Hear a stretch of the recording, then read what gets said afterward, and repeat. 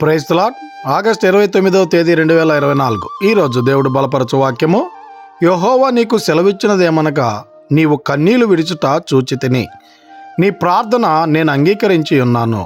2వ రాజుల గ్రంథం 20వ అధ్యాయం 5వ వచనం.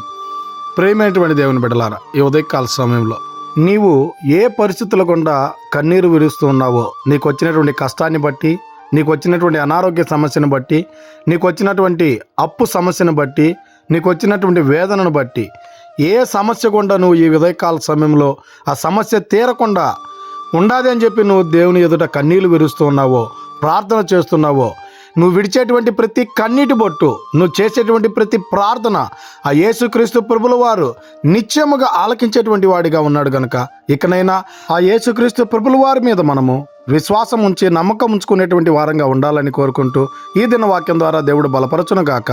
ఆమేన్.